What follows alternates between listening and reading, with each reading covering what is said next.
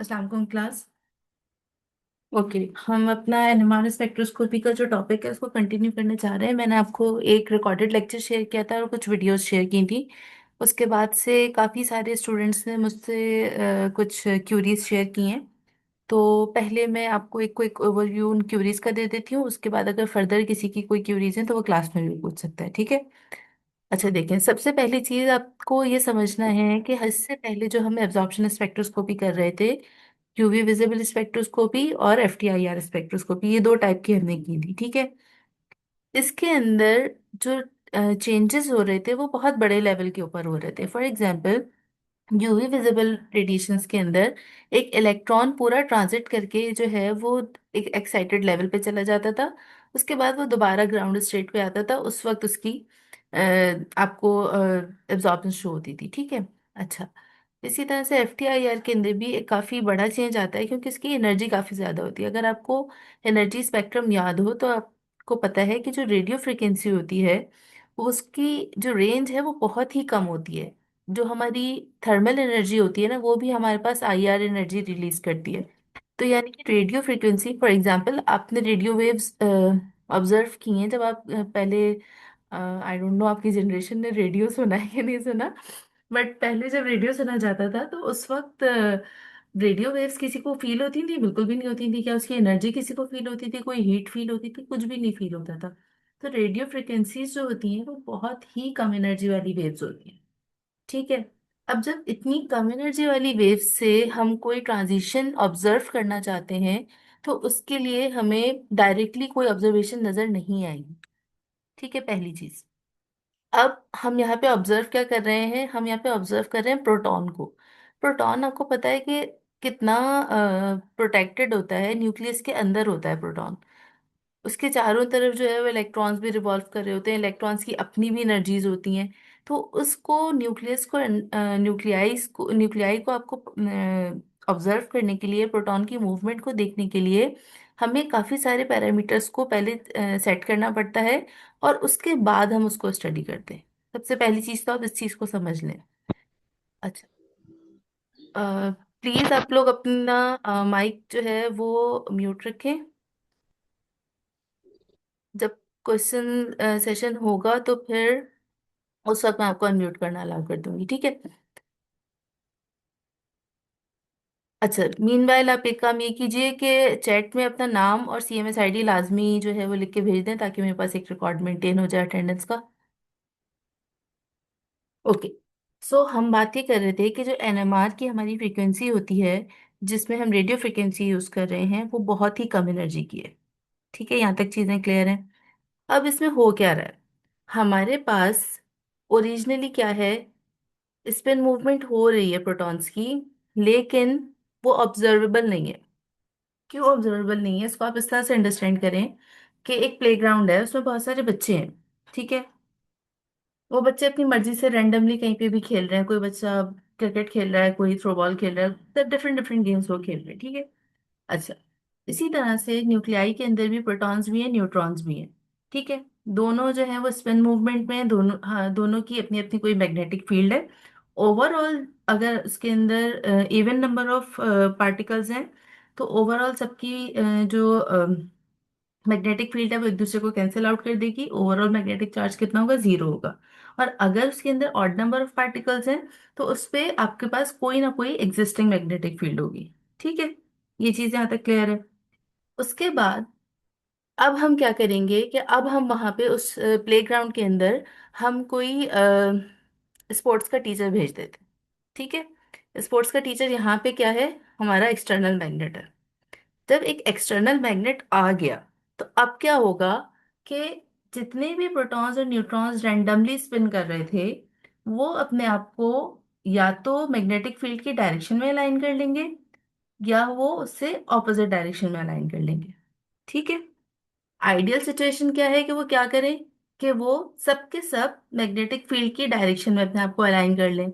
जब वो magnetic field की डायरेक्शन में अपने आप को अलाइन करेंगे, जिसको हम पैरेलल कहते हैं या अल्फा स्टेट कहते हैं, जिसकी कम एनर्जी होती है, क्योंकि देखिए फ्लो के साथ जाने में आपकी एनर्जी हमेशा कम लगती है। तो अगर आप मैग्नेटिक फील्ड की डायरेक्शन में अपने आप को अलाइन कर रहे हैं, ये जो प्रोटॉन्स हैं, तो उनको कम एनर्जी लगानी पड़ेगी। और अगर वो उससे ऑपोजिट डायरेक्शन में अपने आप को अलाइन करेंगे तो उनको ज्यादा एनर्जी लगानी पड़ेगी। ऐसा ही है। अच्छा, अब जब आपने उनकी अलाइनमेंट कंप्लीट हो गई, अच्छा आइडियली क्या होना चाहिए कि जितने भी प्रोटॉन्स और न्यूट्रॉन्स हैं उनमें से आधे जो हैं वो अल्फा स्टेट में अलाइन हो जाए, आधे जो है वो बीटा स्टेट में अलाइन हो जाए। लेकिन ऐसा होता नहीं है। ज्यादातर जो न्यूट्रॉन्स और प्रोटॉन्स होते हैं वो अपने आप को अलाइन करते हैं इन अल्फा स्टेट। क्यों करते हैं ऐसा? क्योंकि अल्फा स्टेट स्टेबल स्टेट है, उसमें कम एनर्जी लगती है। अब क्या होगा कि जब आप उसको रेडियो फ्रिक्वेंसी प्रोवाइड करेंगे, रेडियो फ्रिक्वेंसी प्रोवाइड करते हैं हम इन डिफरेंट फ्रिक्वेंसी, क्योंकि तमाम जो प्रोटॉन्स हैं उनको एक जैसी फ्रिक्वेंसी एब्जॉर्ब नहीं करनी होती, डिफरेंट डिफरेंट फ्रिक्वेंसी वो एब्जॉर्ब करते हैं। तो इसकी वजह से हम क्या करते हैं, हम एक स्वीप ऑफ फ्रीक्वेंसीज उसको प्रोवाइड करते हैं। यहाँ पे किसी ने क्वेश्चन पूछा था कि ये स्वीप ऑफ फ्रीक्वेंसी का क्या मतलब है। तो इसका ये मतलब है कि एक रेंज ऑफ फ्रीक्वेंसी हम प्रोवाइड करते हैं, और उस रेंज में डिफरेंट डिफरेंट प्रोटॉन्स अपनी जो भी उनका एनर्जी गैप आता है उसके ऊपर वो रेडियो फ्रिक्वेंसी को एब्जॉर्ब करते हैं और अपनी स्पिन को चेंज कर लेते हैं। अल्फा स्टेट से वो किस में आ जाते हैं, बीटा स्टेट में आ जाते हैं। ठीक है। अच्छा, जब हम रेडियो फ्रिक्वेंसी प्रोवाइड करते हैं, एक्साइटेड स्टेट जब आ जाती है, उस वक्त क्या होता है कि उस वक्त इक्वल नंबर ऑफ प्रोटॉन्स जो हैं वो अल्फा स्टेट में होते हैं, और इक्वल नंबर ऑफ प्रोटॉन्स जो हैं वो बीटा स्टेट में होते हैं। जब उनको एनर्जी मिलना बंद हो जाती है उसके बाद क्या होता है कि वो वापस से अल्फा स्टेट में आने की कोशिश करते हैं। अब जब वो वापस अल्फा स्टेट में आएंगे, उस वक्त जो एनर्जी रिलीज होगी हम उसको ऑब्जर्व करते हैं। वो हमारा एनएमआर सिग्नल होता है। ठीक है। तो ये आपको थोड़ी सी वर्किंग इसकी समझ में आई कि एनएमआर सिग्नल हमारा किस तरह से जनरेट होता है। कि सबसे पहले क्या है कि प्रोटॉन्स और न्यूट्रॉन्स रेंडमली स्पिन कर रहे हैं, उनकी अपनी अपनी मैग्नेटिक फील्ड है, लेकिन उसको हम ऑब्जर्व नहीं कर सकते। ठीक है। उसके बाद हमने क्या किया, एक एक्सटर्नल मैग्नेट उसको प्रोवाइड किया, जिससे एक्सटर्नल मैग्नेटिक फील्ड ने क्या किया कि प्रोटॉन्स और न्यूट्रॉन्स को अलाइन कर दिया, ज्यादातर को अल्फा स्टेट में और कुछ को बीटा स्टेट में। कुछ बीटा स्टेट में क्यों हुए, क्योंकि अगर सबके सब अल्फा स्टेट में हो जाएंगे, सारी की सारी मैग्नेटिक फील्ड की डायरेक्शन एक होगी, तो अगेन वहां पे आपको बहुत ज्यादा रिपल्सिव फोर्स फील होगी। तो उसको मेंटेन करने के लिए वो क्या करते हैं कि कुछ बीटा स्टेट में भी चले जाते हैं। ठीक है। अच्छा, अब जब हमने अलाइन कर लिया कि कुछ अल्फा स्टेट में और कुछ बीटा स्टेट में, अब क्या होगा कि अब जब हम एनर्जी प्रोवाइड करेंगे थ्रू रेडियो फ्रिक्वेंसी, उस वक्त सम ऑफ द प्रोटॉन्स, ये जो आप इमेजिन कर, आप लोग शायद ये समझते हैं कि जो प्रोटॉन्स है वो सारे के सारे अपनी स्टेट चेंज करते हैं। नहीं, ऐसा नहीं होता। कुछ प्रोटॉन्स जो हैं वो अपनी स्टेट चेंज करते हैं। हर ग्रुप का कम से कम एक प्रोटॉन अपनी स्टेट जरूर चेंज करता है। ठीक है। वो अपनी स्टेट चेंज करता है और वो अल्फा से बीटा स्टेट में चला जाता है। अभी भी हमारे पास कोई सिग्नल नहीं आया है ना हमारे पास। हमारे पास सिग्नल कब आएगा, जब वो बीटा स्टेट से वापस अल्फा स्टेट में आएगा, यानी कि वो अपनी एनर्जी को लूज करके दोबारा से ग्राउंड स्टेट में आ रहा है। अब यहाँ पे एनर्जी को लूज करने के लिए इसको आप उस आईआर से या यूवी विजिबल से कंपेयर ना करें, क्योंकि वहां पे पूरी प्लेस चेंज हो रही थी। वहां पे जो एनर्जी लूज हो रही थी वो एज अ काइनेटिक एनर्जी भी लूज हो रही थी, वो एज अ थर्मल एनर्जी भी लूज हो रही थी। यहाँ पे ये सब कुछ नहीं हो रहा है। यहाँ पे सिर्फ और सिर्फ स्पिन स्टेट चेंज हो रही है। हीट के तौर पे एनर्जी लूज नहीं हो रही है यहाँ पे।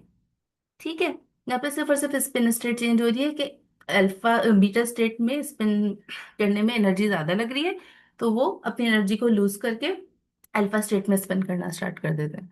जब वो वापस से बीटा से अल्फा में आते हैं उस वक्त हमारे पास एनएमआर का सिग्नल ऑब्जर्व होता है। ठीक है। अच्छा, अब दूसरी इंपॉर्टेंट चीज यहाँ पे क्या आ जाती है, हमें यहाँ से ये पता चला कि जितने भी हमारे पास न्यूक्लियाई हैं, जितने भी प्रोटॉन्स हैं, जितने भी न्यूट्रॉन्स हैं, वो सब अलग अलग तरह की जो है वो फ्रीक्वेंसी को एब्जॉर्ब करते हैं। अब जब वो अलग अलग तरह की फ्रीक्वेंसी को एब्जॉर्ब करते हैं, तो हमारे पास जो स्पेक्ट्रा जनरेट होता है उसमें हमें डिफरेंट लाइंस नजर आती हैं। फॉर एग्जाम्पल, मैं आपको एक रियल एनएमआर स्पेक्ट्रा दिखाती हूँ।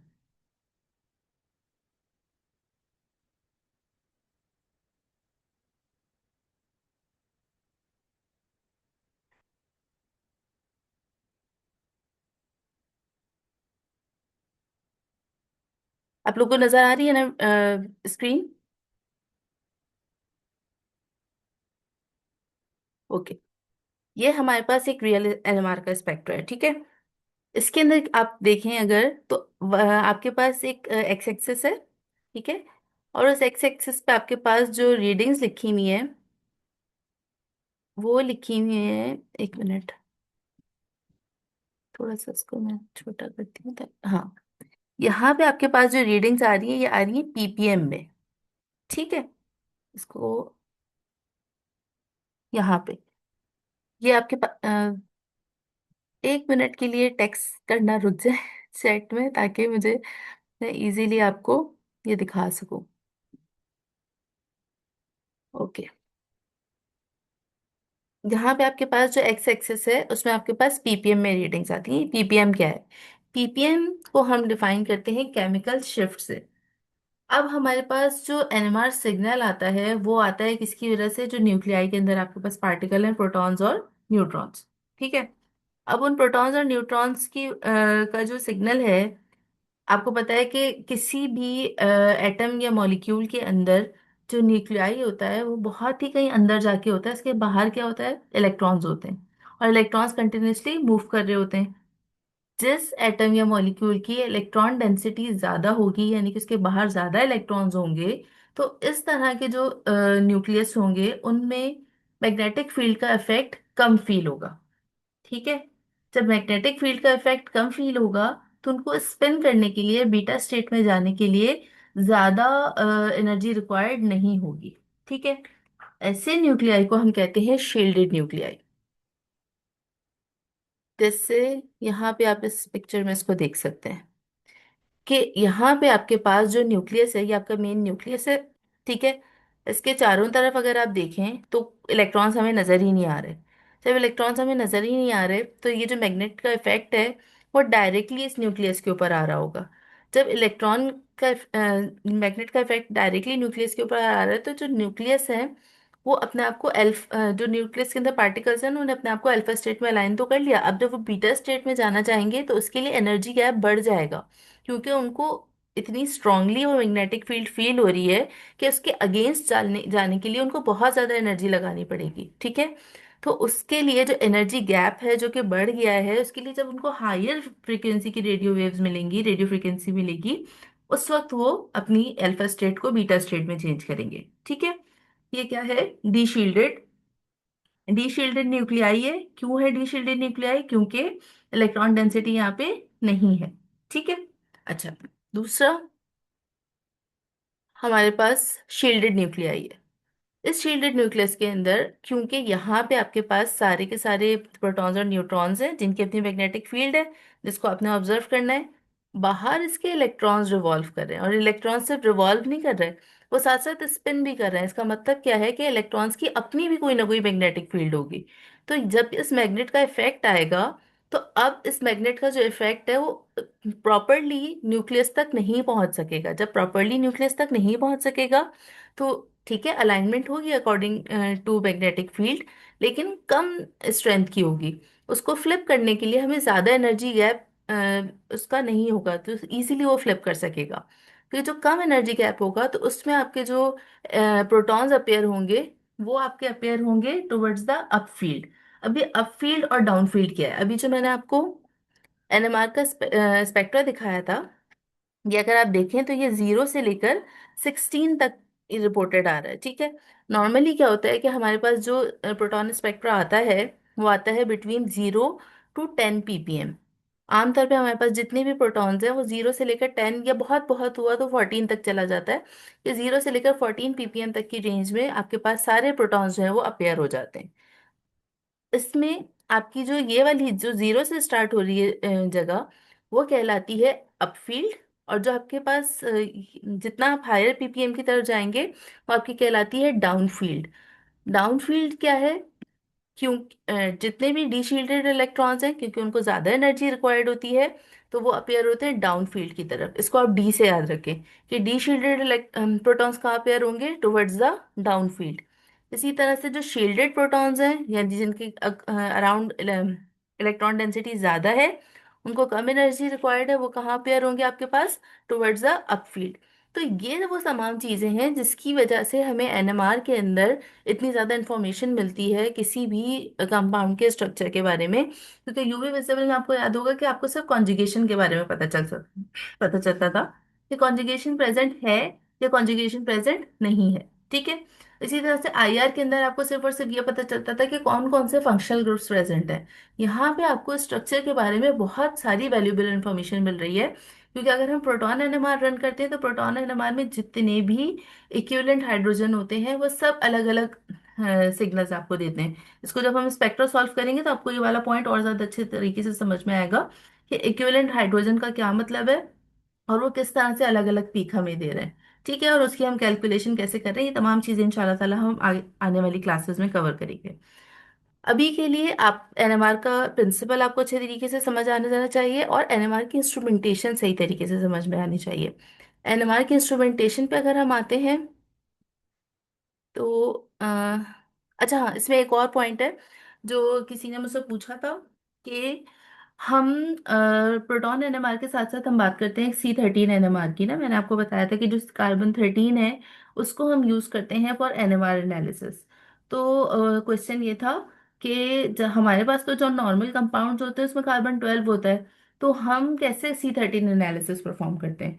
तो उसका प्रोटोकॉल ये होता है कि हमारे पास जितने भी नॉर्मल भी हम सिंथेसिस जब करते हैं ना, या कोई नेचुरली अकरिंग कंपाउंड होते हैं, तो नॉर्मली अगर आपके पास 100% जो है वो एक सैंपल मौजूद है जिसके अंदर कार्बन मौजूद है, तो उसमें से कम 1% जो है वो C13 होता है, क्योंकि आइसोटोप्स आपको पता है कि नेचुरली अकरिंग होते हैं। आइसोटोप्स को आप अनलेस वो रेडियो एक्टिव आइसोटोप्स हैं उसको आपको अलग से प्रिपेयर करना पड़ता है। लेकिन जो नॉर्मली नेचुरली अकरिंग आइसोटोप्स हैं C13 उनमें से एक है। C13 कोई रेडियो एक्टिव आइसोटोप तो है नहीं, वो नॉर्मली अकर करता है। तो अगर आपके पास कोई भी सैंपल मौजूद है उसमें कोई एक भी C13 होगा ना, तो वो अपना सिग्नल एनएमआर में शो करेगा। तो हमें हर कार्बन का सिग्नल नहीं चाहिए होता, हमें कम से कम सिर्फ एक मॉलिक्यूल भी ऐसा मिल जाए ना जिसके अंदर C13 मौजूद है, तो हमें पूरे मॉलिक्यूल की इंफॉर्मेशन मिल जाती है, पूरे सैंपल की इंफॉर्मेशन हमें मिल जाती है। तो और एनएमआर आपको पता है कि हमेशा एनएमआर प्योर कंपाउंड्स का रन किया जाता है।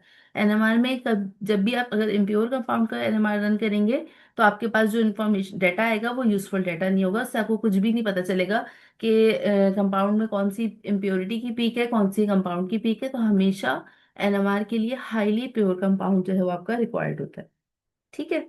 अच्छा, एक और क्वेश्चन था कि यहाँ पे एक मैंने आई थिंक इसको हाईलाइट भी किया था। जी, ये वाला point. The reference point in parts per million is determined by the resonance of the residual protons of the solvent, which are used to log the protons in a spectrum. The residual protons in deuterated chloroform is at 7.25 ppm. जिस तरह से मैंने अभी आपको carbon का बताया है कि कार्बन के नॉर्मल सैंपल के अंदर भी C13 मौजूद होता है, इसी तरह से जो आपकी ड्यूटेरेटेड सॉल्वेंट्स होते हैं उनके अंदर भी H1 वाला प्रोटॉन कहीं ना कहीं कोई एक आध मौजूद होता है। ठीक है। तो क्लोरोफॉर्म के अंदर जो प्रोटॉन्स मौजूद होते हैं उनका सिग्नल कहाँ पे अपेयर होता है, 7.25 ppm के अंदर। अच्छा, क्लोरोफॉर्म का अगर आपको याद हो तो क्लोरोफॉर्म जो है उसके अंदर जो प्रोटॉन्स हैं वो सारे के सारे सेम एनवायरनमेंट के प्रोटॉन्स हैं। ठीक है। तो वो सब सब कहाँ पेयर होगा, 7.25 ppm के अंदर। ये इक्विवेलेंट प्रोटॉन्स और जब स्पेक्ट्रा करेंगे तो आपको ये वाली चीज दोबारा समझा दूंगी। लेकिन यहाँ के लिए अभी के लिए हम सिर्फ ये बात याद रखेंगे कि जो स्पेक्ट्रा होता है एनएमआर का वो एक रिलेटिव स्पेक्ट्रा होता है। रिलेटिव स्पेक्ट्रा का मतलब क्या है कि हमने क्या कंसिडर किया है कि 7.25 ppm से यहाँ पे आप देखें, ये जो जीरो है ना, जीरो हम कंसिडर करते हैं उस पॉइंट को जहाँ पे टीएमएस या टेट्रा मिथाइल सिलेन, टेट्रा मिथाइल सिलेन जहाँ पे अपनी पीक देता है उसको हम कंसिडर करते हैं कि ये जीरो है। ठीक है। उसके बाद जो आपका CdCl3 है, ड्यूट्रेटेड क्लोरोफॉर्मस, जिसके अंदर एक प्रोटॉन प्रेजेंट है, वो आपको कहाँ पे सिग्नल दे रहा है, यहाँ पे आप देखें 7.288 दे रहा है, और यहाँ पे आपके पास बुक में क्या मेंशन है कि कहाँ पे देता है, 7.25। तो ये जब आप एक्सपेरिमेंटली परफॉर्म करते हैं तो पॉइंट डेसिमल के अंदर थोड़ी बहुत वैल्यूज चेंज हो जाती हैं, लेकिन कमोबेश वो उतना ही आ रहा है। ठीक है। अच्छा, अब उसके बाद जब आपको पता होता है, जैसे मैंने आपको आईआर में भी बताया था कि अगर हम सोडियम क्लोराइड यूज कर रहे हैं उसके लिए सैंपल की फिल्म बनाने के लिए। तो आपको पता है कि सोडियम क्लोराइड की जो पीक है वो आपके पास आईआर में 600 के करीब आ रही है। तो वहां पे हम उसको फिर अपने कंपाउंड की पीक को सर्च नहीं करते। बिल्कुल इसी तरह से यहाँ पे भी हमें जब पता है कि CdCl3 की पीक कहाँ आएगी, तो हम फिर वहां पे अपने कंपाउंड की पीक को सर्च नहीं करते। ठीक है। अच्छा। अब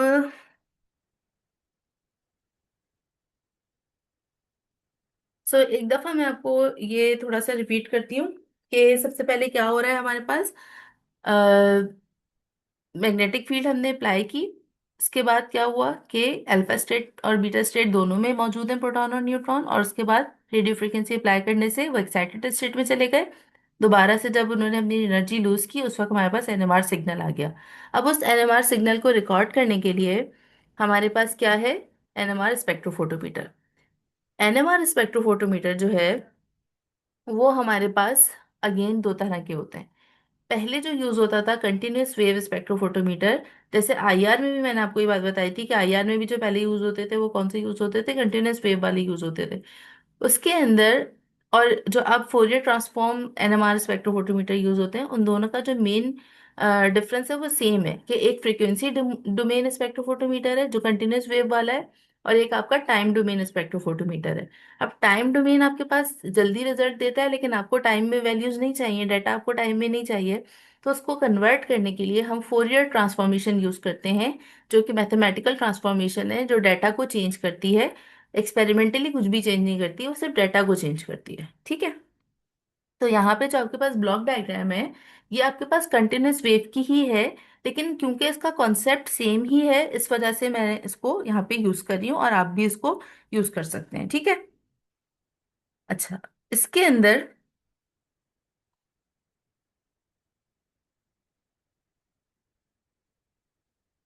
एक मिनट में आपको इसकी वन बाय वन कुछ इंपॉर्टेंट चीजें बता रही हूँ, आप अपने पास नोट डाउन भी कर सकते हैं।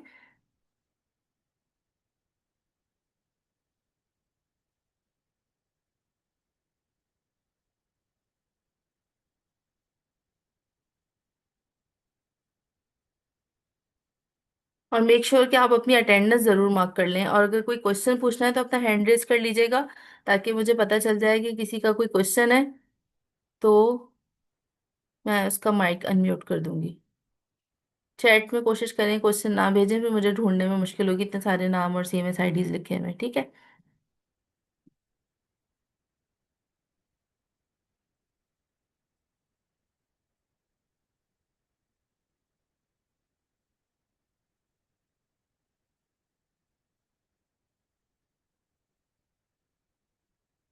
ओके।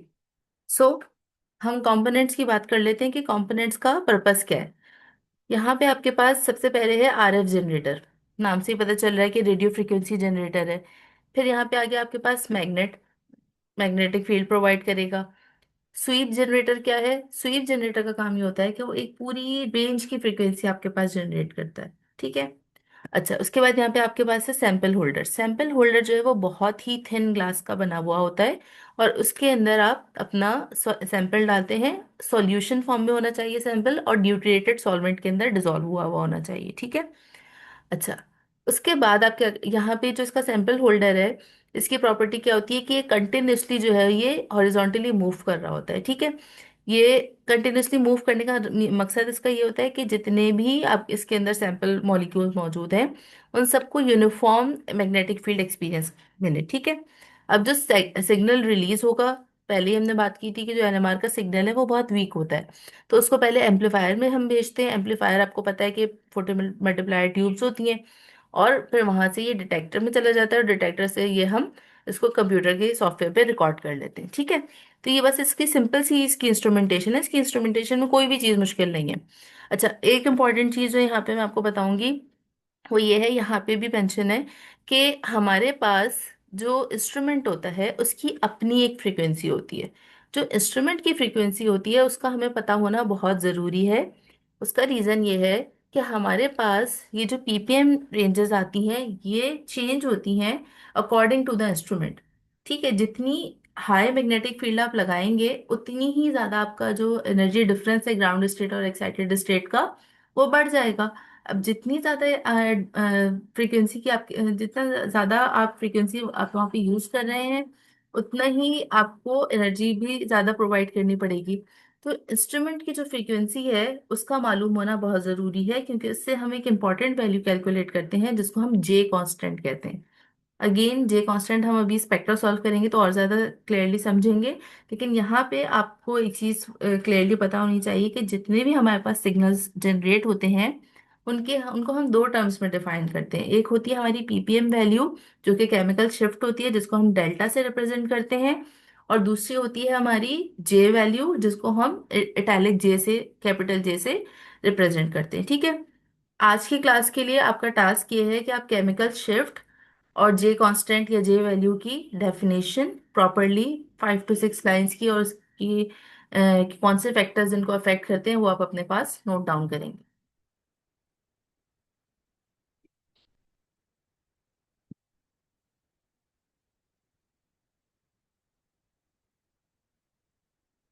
ये मैंने आपको शेयर भी कर दिया था, इसके अंदर सारी ये डिटेल्स मौजूद हैं। ओके।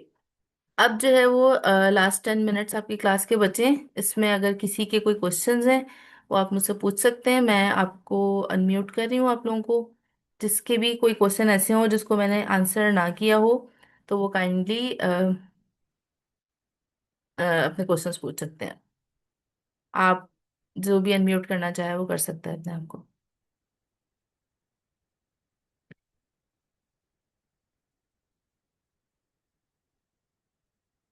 दोबारा क्या बताना है सुमैया? पूरा लेक्चर दोबारा बता दूं? रिकॉर्डेड लेक्चर शेयर कर दूंगी, सुन सकते हैं आप लोग दोबारा भी।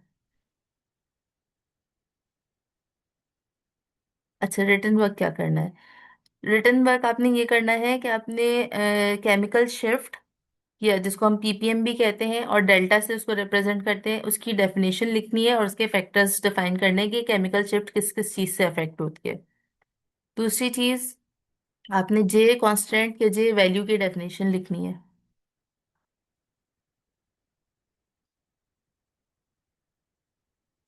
मैम आपने क्या बताया, केमिकल शिफ्ट को और क्या कहते हैं? केमिकल शिफ्ट, ये जो पीपीएम है ना, ये मैंने आपको बताया है। एक, ये आपका जो स्पेक्ट्रा है ना, ये एक आपका एनएमआर स्पेक्ट्रा है। ठीक है। एनएमआर स्पेक्ट्रम में जो एक्स एक्सिस पे वैल्यूज होती है ना, ये कहलाती हैं केमिकल शिफ्ट, और इसको रिप्रेजेंट करते हैं डेल्टा से। इसका यूनिट होता है पीपीएम। ठीक है। और इसमें आपके पास अप फील्ड और डाउन फील्ड होती है, तो ये सारी चीजें आपने नोट डाउन करनी है अपने पास प्रॉपरली, एक अपने लिए नोट बनाना है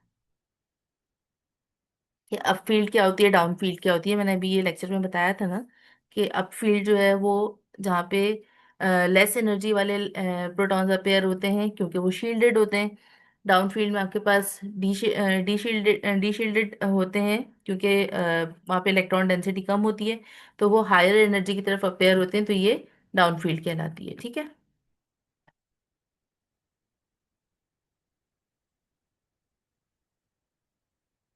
जिन लोगों के जितने भी क्वेश्चंस थे वो सब एड्रेस हो गए हैं, या अभी भी किसी का कोई क्वेश्चन रहता है?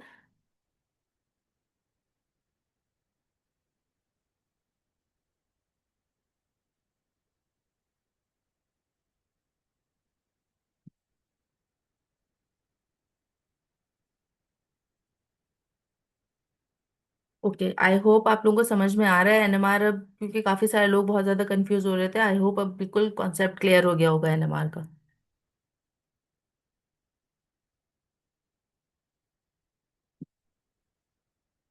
ओके। सो आज की क्लास को फिर हम यहीं पे एंड करते हैं। ये इसका रिकॉर्डेड लेक्चर मैं आपको शेयर कर दूंगी। अटेंडेंस सबने मार्क कर दिए?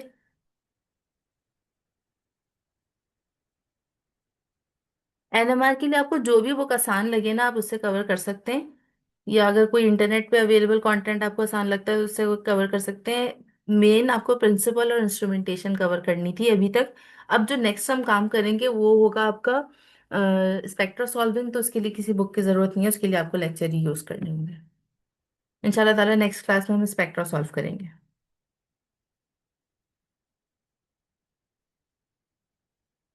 3 बुक्स मैंने आपको शेयर की हैं, तीनों में से जो आपको आसान लगती है आप उससे कवर कर लीजिए। स्लाइड शेयर कर दी है मैंने, ऑलरेडी क्लास से पहले ही कर दी थी।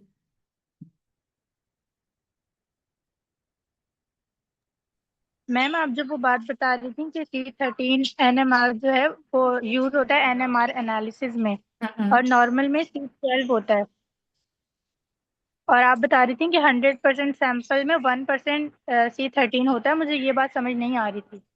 अब आ गई। नहीं, अभी भी नहीं आ रही। आइसोटोप्स जो होते हैं कार्बन के, वो नेचुरली अकरिंग होते हैं। फॉर एग्जाम्पल, अगर आपके पास 100 ग्राम का कार्बन का सैंपल है, तो उसमें 99% C12 वाले कार्बन होंगे और 1% उसके अंदर C13 वाले कार्बन होंगे। ठीक है। और ये हर सैंपल के लिए ट्रू है ये बात। तो जब आपका कंपाउंड होता है जिसका आप एनएमआर रन कर रहे होते हैं, तो उसमें भी 1% आपके पास C13 मौजूद होता है। ठीक है। जो 1% C13 मौजूद होता है, that is enough to generate NMR signals. जरूरी नहीं है कि आपके पास जितने भी सैंपल के अंदर जितने भी कार्बन एटम्स हैं, जितने भी मॉलिक्यूल्स हैं, सब के सब एनएमआर के सिग्नल जनरेट करें। कोई एक मॉलिक्यूल भी अपने कार्बन का अगर एनएमआर सिग्नल जनरेट कर देता है, तो आपको कंप्लीट सैंपल के बारे में इंफॉर्मेशन मिल जाती है। मैंने आपको कहा था कि हम एनएमआर के लिए प्योर सैंपल्स यूज करते हैं। प्योर सैंपल्स का मतलब क्या है, कि अगर मेरा एक सैंपल है जिसके अंदर ए मौजूद है, तो उसके अंदर जितने भी मॉलिक्यूल्स होंगे वो ए के ही होंगे। ठीक है। उसमें से अगर एक भी ए के मॉलिक्यूल में C13 के कार्बन्स मौजूद हैं, तो अब अगर वो एक ए का मॉलिक्यूल अपने C13 के सिग्नल्स जनरेट कर रहा है, तो मुझे ए के बारे में सारी इंफॉर्मेशन मिल गई। और क्योंकि मेरे पूरे सैंपल के अंदर सिर्फ ए ही मॉलिक्यूल्स थे, तो वो मुझे एक कंप्लीट पिक्चर पता चल गई कि ए मॉलिक्यूल के C13 कहाँ कहाँ मौजूद है और कितने का C13 उसके अंदर मौजूद है। अब समझ में आया?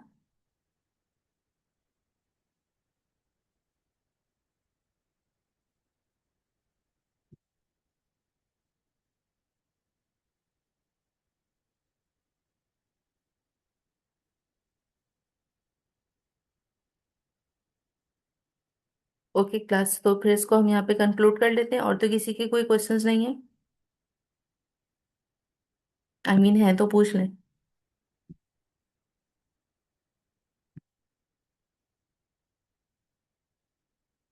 मिस, जब ये आप कह रही हैं कि कार्बन 13 1% मौजूद होते हैं कंपाउंड में, तो उनकी पीक्स तो सेम ही आती होंगी। मतलब कार्बन 13 की जो पीक्स है, हम्म। तो वो तो तमाम कंपाउंड्स में ही सेम आएंगी। तो हम डिफरेंशिएट कैसे करेंगे कि ये डिफरेंट कंपाउंड की ये वाला कंपाउंड है, क्योंकि हम इसके अंदर तो क्वांटिटेटिव एनालिसिस कर रहे हैं ना।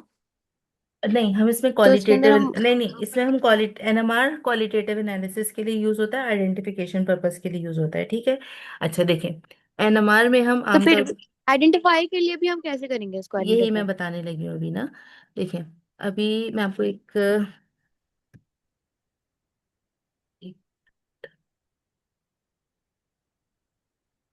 ये मेरे पास एक एनएमआर का स्पेक्ट्रा है कार्बन का। ठीक है।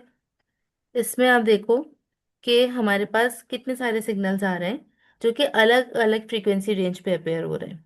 मैंने अभी आपको ये बताया था कि जितने भी कार्बन्स उसके अंदर होंगे ना, उन सब कार्बन की शील्डिंग और डीशील्डिंग स्टेट सेम नहीं होगी। ठीक है।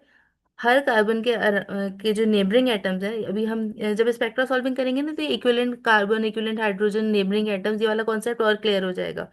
जितने भी नेबरिंग एटम्स होते हैं ना, फॉर एग्जांपल कार्बन किसी इलेक्ट्रोनेगेटिव एटम के साथ अटैच है, उस वक्त उसकी शील्डिंग डिफरेंट होगी।